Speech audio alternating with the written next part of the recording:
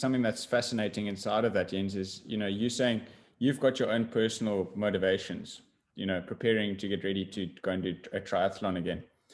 What does that mean from a business model perspective? How Ironman approached that very motivation? Because they saw that people were needing a motivation or a drive to get ready to prepare for an event. Sure, that event has a lot of other things that tie into it, and there's sponsorships and experiences that are associated with it. But at the end of the day, a lot of people hinge their motivation around that. And that's something that I find fascinating around understanding psychology and the way people think and get motivated in terms of needing something to attach their motivation to, or have a goal to strive towards. And you mentioned it earlier. And I think, that different people are motivated by different things. And that's where sort of, like you've very well shared in terms of the different types of motivation, the different types of projects, but also the word empowerment is how are those structures empowering you as an individual to actually make that change and to stay motivated and to join that bigger movement. Yeah, and it's fascinating that you give that Ironman example, because I was just listening to a podcast from Seth Godin the other day, and I love his way of thinking.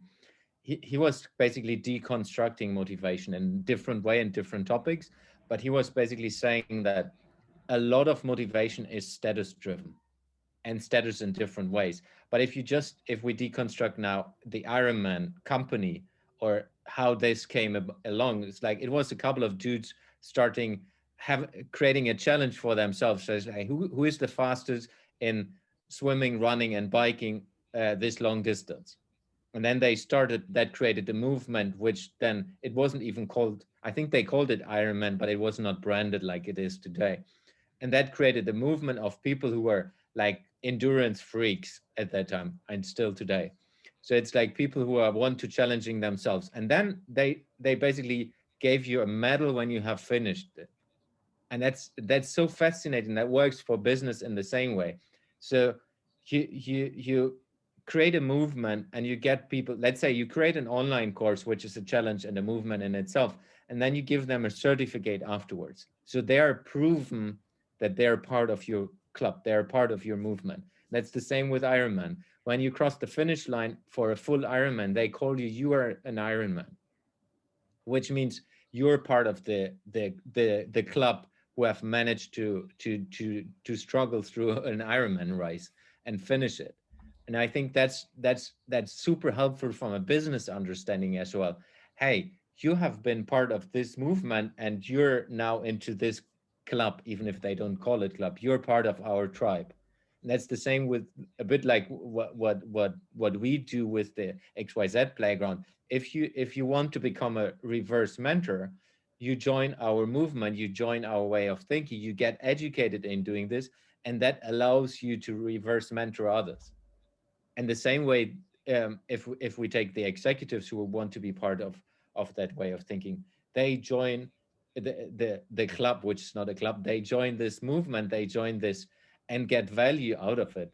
And I think that's a bit the interesting part when you look into a business aspect of creating movements and creating challenges and creating these opportunities. It's always how do you help people fulfilling their dreams, needs, and desires with what you're doing?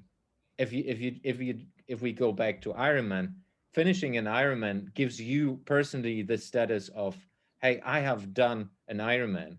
And most, at least in most societies, in the normal world, if you take my family, my surroundings, I don't know anyone who has done an Ironman in my close family boundaries.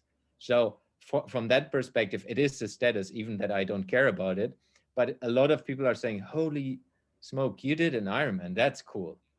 And it's the same if you're, let's say, you go through an online course, let's say you get accredited coach or whatever, leadership coach. Then you have done this and you're a specialist. The same how the educational system works. Hey, you studied in Princeton, and that's setting you up for something. And I think that's what businesses can use to onboard their customers and their tribes into, hey, you're part of the group now. That means you get access to different things. You can call yourself in a different way. And that establishes then even a further bond, a connection to your business.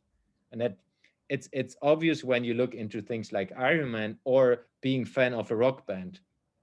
You are part of the group because you're a rock band fan. The same with football clubs. It's all the same mechanism, just not always business, though that I have to say, even a football club today is a huge business.